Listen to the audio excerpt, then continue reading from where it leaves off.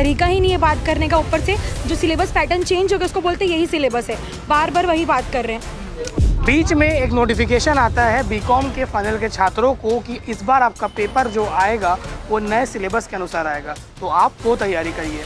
पर जब एग्ज़ाम देने 3 घंटे वो छात्र बैठे थे तो वो देखकर पहले ही मिनट हैरान रह गए, क्योंकि पेपर जो था पुराने सिलेबस का था। किंतु हमने इनको 24 घंटे का टाइम दिया। क्या आप स्पष्ट कीजिए कि आप पेपर फिर से करवाएंगे, क्या आप बोनस मार्क्स देंगे, और बोनस मार्क्स देने का क्राइटेरिया क्या होगा? गलत बात है। नहीं देना, हमको बोनस पॉइंट चाहिए, हमको 50 नहीं तो 40 तक तो बोनस पॉइंट चाहिए, क्योंकि हमारा परसेंटेज डाउन हो जाएगा। इंग्लिश हिंदी से हमारा परसेंटेज बनता है, तो हमारा परसेंटेज डाउन हो जाएगा, तो हमको बोनस पॉइंट नहीं मिलेगा। तो यदि एक भी बच्चे का नंबर कटा, आज यहाँ 40 लोग हैं, 400 लोग भी आ जाएंगे। और मैं आपके माध्यम से भिलाई टाइम सबसे देखा जाने वाला चैनल है, मैं कहना चाहूँगा, हम लोगों को पता चला, हमारे NSUA के छात्रों द्वारा ये जानकारी मिली कि बीकॉम फाइनल ईयर का पेपर जो हेमचंद यादव यूनिवर्सिटी द्वारा दिया गया वो सिलेबस से बाहर का क्वेश्चन पेपर आया। यानी कि हज़ारों छात्र का जो फ्यूचर है उसको आप दांव पर लगा देंगे।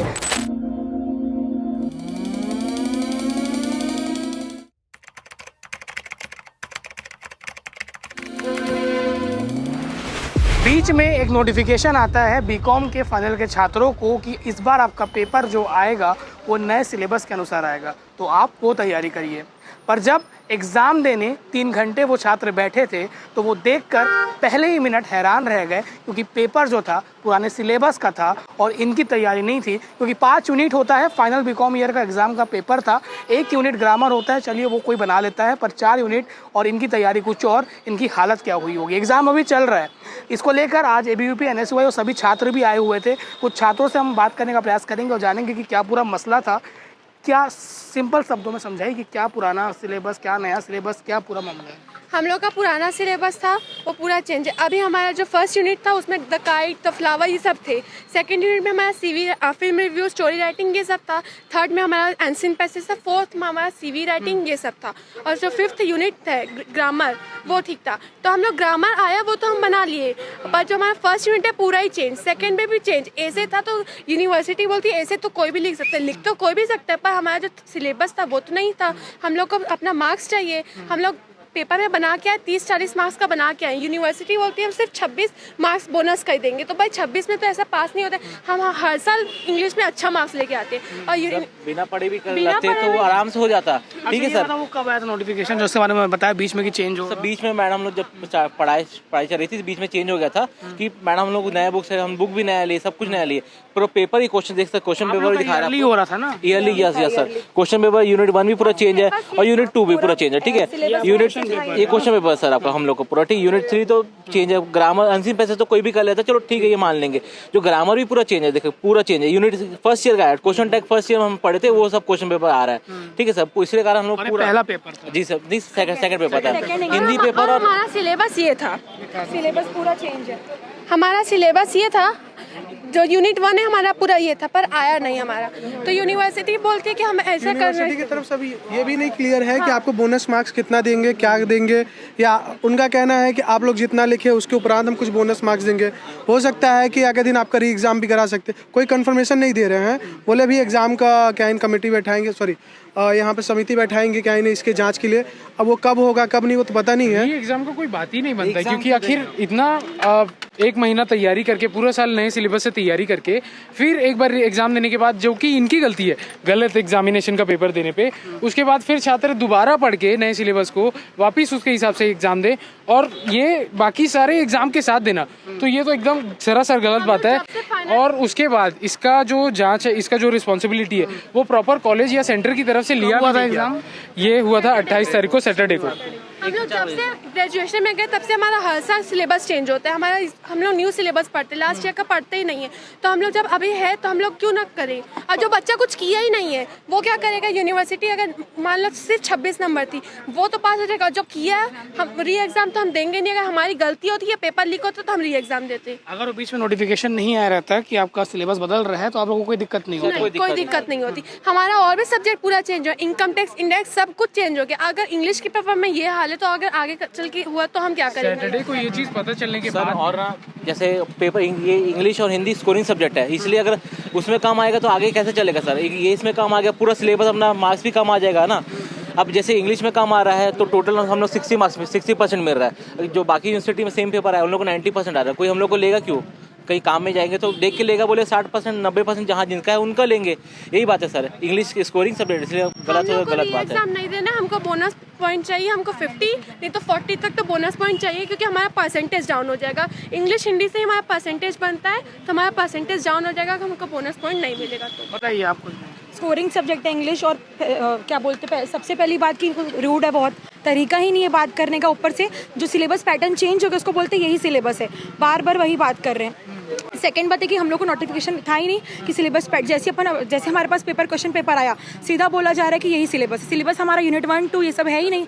अननेसेसरी बात हो रही है। रीटेस्ट तो हम लोग किसी भी कीमत पे नहीं देंगे। तो आप लोग चाहते हैं कि बोनस मार्क्स मिल जाए? हाँ बिल्कुल बोनस मिलेगा। हम पूरा पढ़ के गए भाई, सुबह से 4 बजे, पागल थोड़ी ना। ऊपर से बोल रहे हैं यूनिट 1 2 तो ऐसे है कोई भी कवर कर लेगा, मजाक नहीं है, सीधी सी क्लियर चीजें हैं, नहीं देंगे रीटेस्ट। छात्र होंगे संभाग के, कई कॉलेज होंगे, बहुत लोग प्रभावित है। ऊपर से ग्रामर तो मतलब था ही, असेटिव नाउन पूछ रहा है, क्लॉज का सब्जेक्ट है, असेटिव नाउन पूछ रहा है, ये चीज है ही ना, अपन देंगे।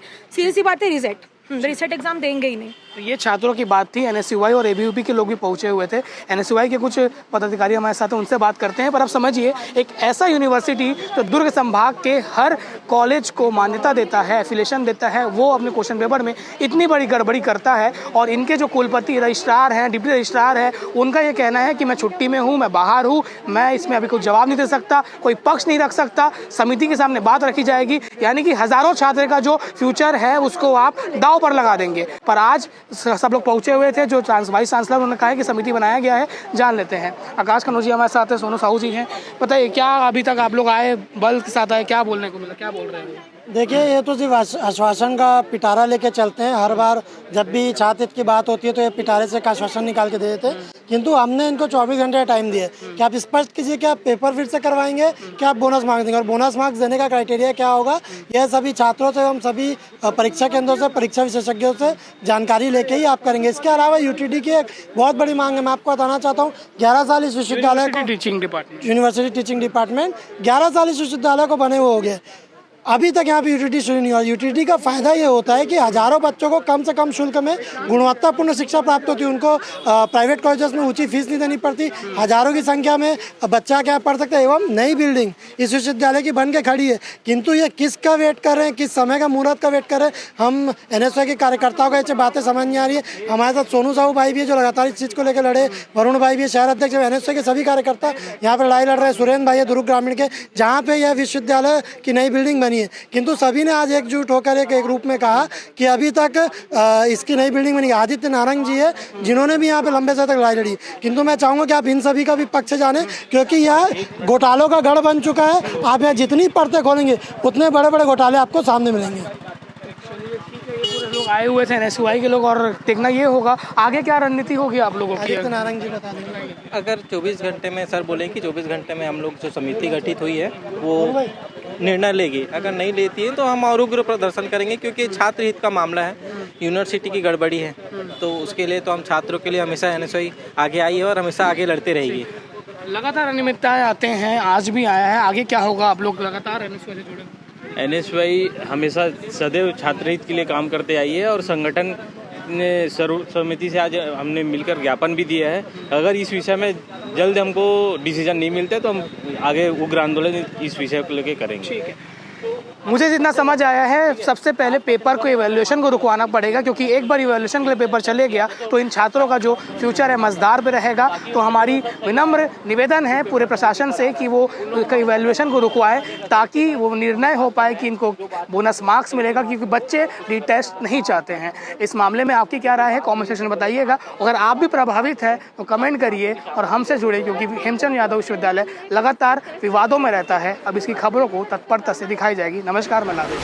BCom final year English paper को लेकर विवाद जारी है। एनएसयूआई एबीवीपी दोनों छात्र संगठन मोर्चे पर है। आगे क्या होगा ये तो पता चलेगा, पर एबीवीपी वाले अभी ज्ञापन सौंपे थे। ज्ञापन सौंपे हो आप लोग, क्या अभी आश्वासन मिला है और क्या लग रहा है? देखिए, आज विद्यार्थी परिषद ने छात्रों को मुद्दों को लेकर आज हेमचंद यूनिवर्सिटी का आज यहाँ पे ज्ञापन देने हम आए। हमने विद्यार्थी परिषद ने मांग रखी है कि जो बच्चों को जो आपने साल भर न्यू सिलेबस में पढ़ाया, लेकिन आपने जब एग्जाम लिया तो उनके लिए एक सरप्राइज टेस्ट हो गया, तो हमने ये बोला है कि तत्काल इस पे जो नंबर बच्चों के नहीं कटने चाहिए, या आश्वासन दीजिए आप बच्चों को कि एक भी किसी बच्चे का अगर नंबर नहीं कटना चाहिए। और हमने चेतावनी दी है, यदि एक भी बच्चे का नंबर कटा, आज यहाँ 40 लोग है, 400 लोग भी आ जाएंगे। और मैं आपके माध्यम से, भिलाई टाइम सबसे देखा जाने वाला चैनल है, मैं कहना चाहूंगा आज पूरे छत्तीसगढ़ का अगर एक नया गलगोटिया यूनिवर्सिटी निकल के आया है ना, तो भिलाई का हेमचंद यूनिवर्सिटी है। जैसे पूरा विश्व आज डोनाल्ड ट्रंप से परेशान है, भिलाई के बच्चे आज हेमचंद यूनिवर्सिटी से परेशान है। क्या है मसला? न्यू सिलेबस, ओल्ड सिलेबस, क्या समझ आया आपको? सर ये है बात कि पढ़ाया कुछ और जा रहा है, सिलेबस कुछ एनईपी के जरिए द्वारा डाल दिया जा रहा है, लेकिन जब एग्जाम होता है तो ओल्ड सिलेबस रहता है। ये कहाँ की इंसाफी है? बच्चे परेशान हैं, आगे आने वाले समय के आगे पेपर के लिए भी मानसिक तनाव है, क्योंकि एक सब्जेक्ट में तो हो चुका है, आगे सब्जेक्ट में भी कैसे करेंगे इस विषय में। ठीक है, RSY के लोग भी आए हुए हैं, उनसे ही बात करेंगे और जानने का प्रयास करेंगे कि क्या पूरा मसला है। स्टूडेंट के हक में पहुंचे, क्या कुछ खामियां जो है यूनिवर्सिटी की तरफ से देखी गई? हम लोगों को पता चला, हमारे NSUA के छात्रों द्वारा ये जानकारी मिली कि BCom फाइनल ईयर का पेपर जो हेमचंद यादव यूनिवर्सिटी द्वारा दिया गया, वो सिलेबस से बाहर का क्वेश्चन पेपर आया।